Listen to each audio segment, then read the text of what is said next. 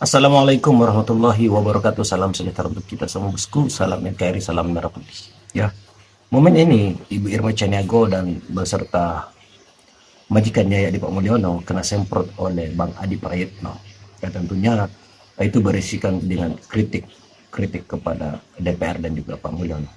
Dan salah seorang wartawan senior atau jurnalis senior dari Tempo itu kemudian mengungkapkan hal yang paling ditakuti oleh Pak Mulyono, dan Abraham sama DKK berhasil melaporkan Pak Mulyono ke KPK. Akankah KPK bertindak? Mari kita simak video. Secara alamiah, tanpa dibentur-benturkan sekalipun, Jokowi dan Prabowo itu perlahan berbeda, Bang Karni. Sangat jauh berbeda, Belum Bang. lagi misalnya style politik Jokowi dengan Prabowo beda kok.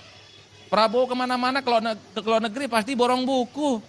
Ke India borong buku, ke Washington borong buku, kemana-mana borong buku. Jokowi enggak, Bang. Jangankan borong buku dari luar negeri, luar negerinya juga jarang. Diwakilkan oleh menteri-menterinya. Asik. Jokowi waktu jadi presiden 2014, itu kan triple minority. Apa itu triple minority? Jokowi bukan ketua umum partai, pergaulan politik nasionalnya terbatas, dan dukungan parlemennya lemah. Prabowo triple majority sebaliknya. Dukungan parlemennya full, ketua umum partai, tidak pernah ditunjuk-tunjuk sebagai petugas partai. Dan yang paling penting, Prabowo pergaulan nasionalnya cukup luar biasa. Jadi ketimbang misalnya berkelahi dengan istilah-istilah yang agak sedikit provokatif, yang sebenarnya tidak terlampau produktif untuk bangsa dan negara, mari kita support bagaimana Prabowo dan Gibran itu juga merealisasikan semua mimpi dan janji-janji politiknya. Itu yang paling penting dan paling konkret.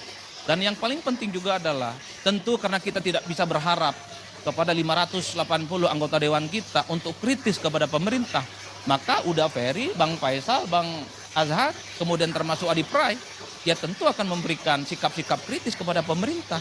Dan pesan kita adalah sikap kritis, sikap protes tentu tidak akan membuat bangsa ini akan hancur lebur. Benar. Yang membuat bangsa ini hancur lebur adalah ketika para DPR itu tidak kritis, kemudian partai-partai kemudian tidak punya sikap, dan yang paling penting adalah para koruptor dan para cukong-cukong itu merajalela menggarong kekayaan yang ada di negara kita. Saya kira di situ, Bang Karni. Tanya Pak Jokowi ini jurnalis senior Tempo takut sekali IKN ini dihambalangkan. Oke. Karena dulu Pak Jokowi sering sekali menggunakan hambalang yang sengaja dimangkrakkan. Setiap kali Pak SBY dianggap mengkritik, langsung dia bawa wartawan influencer ke hambalang gitu, untuk menunjukkan tuh pemerintah sebelumnya hancur gitu. Jadi kelihatan ada kekhawatiran sangat besar soal itu. Dan dia tahu kalau membawa wartawan malah benar-benar masyarakat tambah skeptis. Oleh karena itu dia bawa yang paling aman, yaitu influencer. Dan influencer kan juga ada yang kritis. Betul. Ini adalah influencer yang jelas akan mengglorifikasi ya. Tapi tidak salah kan yang dilakukan. Saya kira kalau dari ilmu komunikasi dia merasa ini berita negatifnya terlalu banyak, terlalu berat. Saya mau seimbangkan dengan yang positif. Dari aspek PR itu adalah salah satu strategi yang tapi menurut saya itu strategi yang tidak benar. Mantan Ketua KPK Abraham Samad dan Jokowi sejumlah resmi dilaporkan ke KPK mendatangi gedung Merah Putih KPK Jakarta Selatan Jumat pagi. Kedatangannya untuk melaporkan dugaan kasus korupsi yang melibatkan sejumlah pihak. Abraham Samad hadir bersama sejumlah tokoh, diantaranya mantan Menpora Roy Suryo, budayawan Eros Jarot, mantan Sekretaris Kementerian BUMN Said Didu, dan Ketua Perhimpunan Bantuan Hukum dan Hak Asasi Manusia Indonesia Julius Ibrani. Informasi awal menyebutkan para tokoh ini mengadukan sejumlah nama, salah satunya Presiden ke-7 RI Joko Widodo atas dugaan korupsi. Dan kebetulan kita membawa laporannya juga yang sudah dibuat oleh teman-teman koalisi, yaitu dugaan korupsi yang terjadi di proyeknya di proyek strategis nasional PIK 2. Jadi kita ingin KPK lebih konsentrasi menelisik, melakukan investigasi terhadap proyek strategis nasional. Karena kita melihat di dalamnya bahwa kuat dugaan telah terjadi tindak pidana korupsi di dalam penetapannya sebagai proyek strategis nasional. Karena KPK punya kewenangan untuk melakukan pemeriksaan terhadap penyelenggara negara, baik yang ada di tingkat daerah maupun yang ada di tingkat pusat. Karena kita bisa duga bahwa penetapan PIK menjadi PSN itu tidak terlepas dari praktek kong kali kong, praktek suap menyuap, ya. Dan lebih jauh kita bisa melihat bahwa di situ ada kerugian negara sebenarnya, pasal 2 kerugian negara. Oleh karena itu ini menjadi kewenangan KPK. Dan kita sudah sampaikan langsung kepada pimpinan KPK, data-data yang kita punya cukup banyak, kita sudah kolek dalam satu sistem, sehingga begitu dibutuhkan, kita bisa langsung mendistribusikan kepada KPK untuk membantu KPK melakukan penyelidikan lebih cepat. Tapi kami yakin juga bahwa KPK juga pasti punya data yang cukup untuk melakukan yang namanya full bucket. Karena di sini ada beberapa teman-teman, mungkin nanti yang lainnya bisa lebih menyempurnakan apa yang kita diskusikan di dalam. Yang jelas kita melaporkan proyeknya ya, proyek strategis nasionalnya.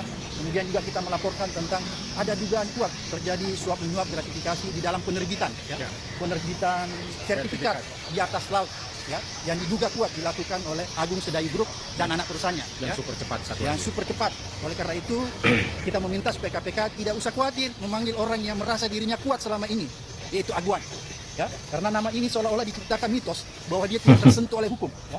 Oleh karena itu kita ingin mendorong KPK supaya orang ini segera diperiksa. Nggak boleh ada seseorang secara individu mengatur negara ini. Tidak boleh ada seseorang secara individu mengatur presiden. Oleh karena itu tegas sikap kita semua bahwa kita meminta KPK untuk segera melakukan penyelidikan, investigasi lebih cepat terhadap kasus proyek strategis nasional dan yang berkaitan dengan proyek-proyek strategis nasional yang ada di PIK 2. Karena ini merupakan gunung es.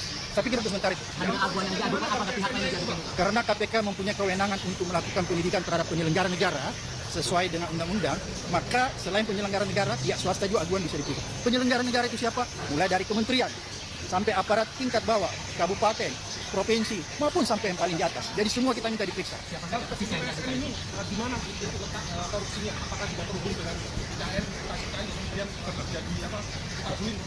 Ya, Pemasaran aset itu merupakan suatu kerugian negara dengan tidak mengikuti aturan perundangan yang berlaku, yaitu aturan yang mengatur tentang pesisir laut, dan UUD 45 itu mengatur bahwa bumi, air, dan kekayaan yang ada di dalamnya itu adalah digunakan untuk sebesar-besarnya kemakmuran rakyat. Tidak bisa dikuasai oleh oknum tertentu, dikuasai untuk proyek-proyek yang tadi disebutkan oleh Pak Abraham Samad itu PIK 2 berikut dengan penerbitan sertifikat yang super cepat itu sudah itu melanggar. Nah, itu bisa UUD 45 yang dilanggar, konstitusi, Undang-Undang 3199 itu pasal 2, tidak hanya pasal 1 ya, pasal 2 itu di mana itu di ayat 2-nya itu bisa tuntutannya itu bisa dilakukan tuntutan hukuman mati terhadap orang-orang yang sudah melampaui batas seperti ini.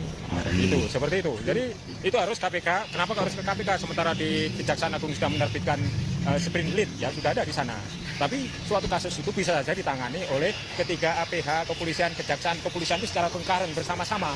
Jadi jangan kalau di sana udah mulai sprint lead, bisa saja KPK menerbitkan sprint lead pada bidang kasus yang lain yang terkait dengan PIK 2 itu. Nah, sehingga kita ingin mendorong, kita memantau terus agar ya kalau ada desakan dari masyarakat itu berbeda dengan dibiarkan. Kasus besar ini yang merugikan rakyat ini harus dipantau. Tapi kan pertanyaan yang muncul gini loh, apakah Kejagung, Polri, dan kemudian KPK mau menindaklanjuti kasus tersebut? Ya kita tahu bahwa ya mereka semua kan masih kacung-kacungnya si Pak Mulyono ya. Nah, semoga saja mereka kemudian bisa berubah pikiran dan tetap menegakkan konstitusi. Dan lagi-lagi saya ingin berpesan kepada para ternak-ternak Mulyono, sungguh nyata Anda tidak memiliki otak atau pikiran, bahkan batu isinya pikiran Anda, kepala Anda itu, ketika lagi-lagi membenarkan semua hal yang melanggar konstitusi. Bukankah aturan itu yang tertinggi yang harus kita jalankan di negara ini, bosku? Jadi jangan cuma karena Anda fanatik, Anda egois dan tolak kebenaran. Itu pertanda Anda KOPLAK, koplak. Komentar kalian. Assalamualaikum warahmatullahi wabarakatuh.